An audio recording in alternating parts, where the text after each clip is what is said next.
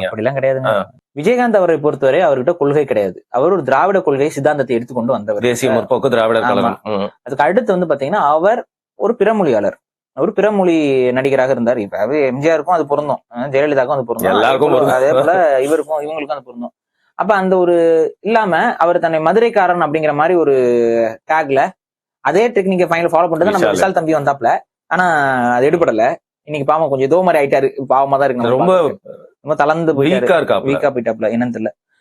So இதுதான் விஷயம். அப்ப விஜயகாந்த் வந்து வராரு. வரும்பொழுது தன்னை வந்து ஒரு அவர் வந்து இன்ஃபேக்ட் வந்து விடுதலை சார்ந்த விஷயங்கள் எல்லாம் வந்து நான் வந்து பாருங்க தமிழர்களுடைய இனப்படுகொலைக்கு எல்லாம் ஆதரவா நிக்கிறேன் அது இதுன்னு சொன்னாரு. கேப்டன் பிரபாகரன் நாங்க தான் படம் எடுத்தோம் அது. சோ தன்னை வந்து ஒரு ப்ரோ தமிழ் அப்படிங்கிற மாதிரி காட்டிக்கிறாரு, எல்லாம் பண்றாரு. பட் அவர் கொள்கை கோட்பாடும் நிறைய தவறுகளை அவர் தொடர்ச்சியா செய்யறாரு.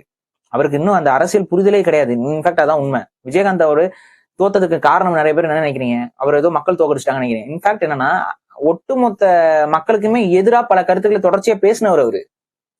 என்ன பேசினாரு? ஃபார் எக்ஸாம்பிள் வந்து கவர்மெண்ட் டீச்சர்ஸ் இருக்காங்களா, ஸ்கூல் டீச்சர்ஸ், இவங்களுக்கு எல்லாம் சம்பளத்தை வந்து அவங்க ஒர்க்கிங் டேஸ் மட்டும் தான் கொடுக்கணும், அவங்களுக்கு லீவு கிடைக்குதுல்ல, அந்த லீவ்ல எல்லாம் அவங்களுக்கு சம்பளம் கொடுக்க மாட்டேன்னு சொல்லி பேசிட்டாரு.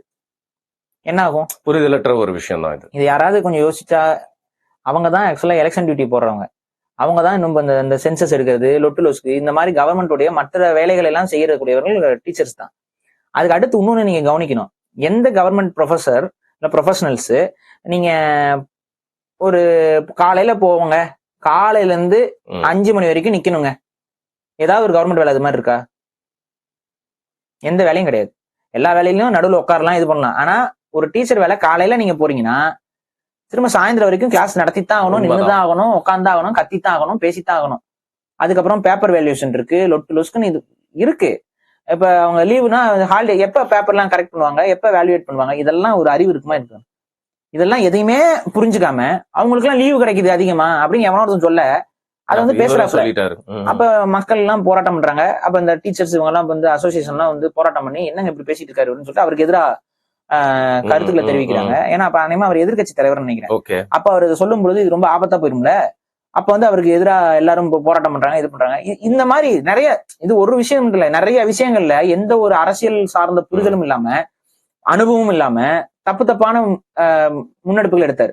அடுத்து மேஜர் மிஸ்டேக் இது. இந்த அட்வைஸ் இன்னைக்கு இருக்க ஒருத்தருக்கு பொருந்தும். சரி, ஊடகவியலாளர்கள்ட்ட கோவப்படுறது.